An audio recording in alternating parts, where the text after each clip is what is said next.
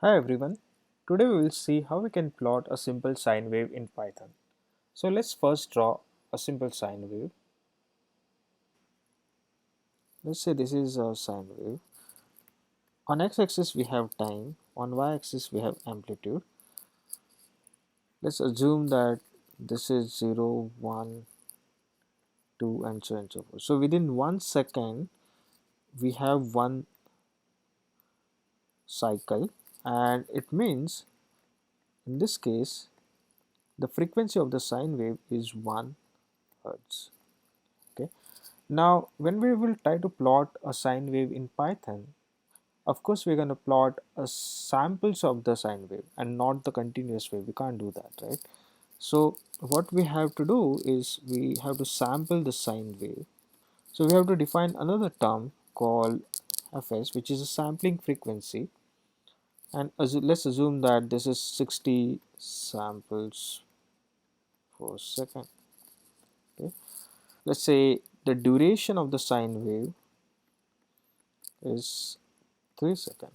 Okay, so we have three terms. One is signal frequency, or the frequency of the sine wave. One is sampling frequency, and one is total duration of the sine wave. So let's try to see how we can code it and plot a sine wave in Python. All right, so first we will import the important libraries. One is NumPy and the second one is Mat. Then let's define the parameters of the sine wave. Fi is a signal frequency in hertz. Okay, then you can define something as wi, which is 2 into np dot phi into fy. So this is like an angular frequency, or the frequency. So this is in radian per second. Okay, and third is we can define something called sampling frequency, and let's say here we have 60 samples in 1 second. So this is number of samples per second.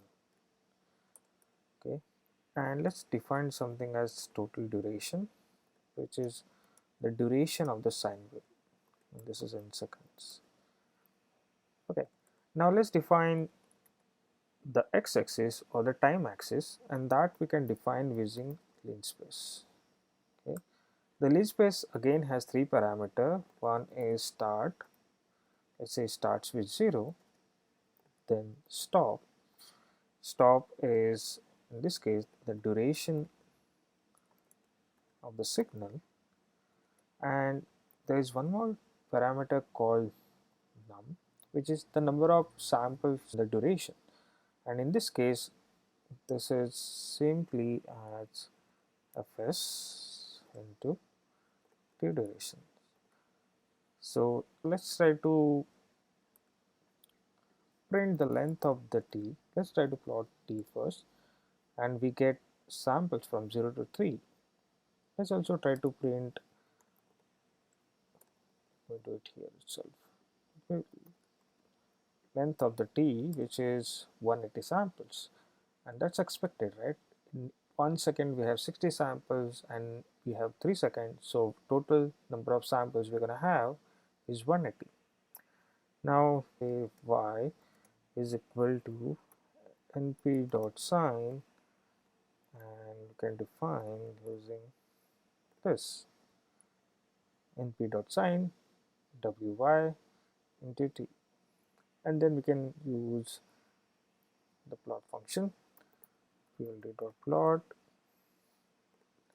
t y, and let's draw the samples, and pld.show,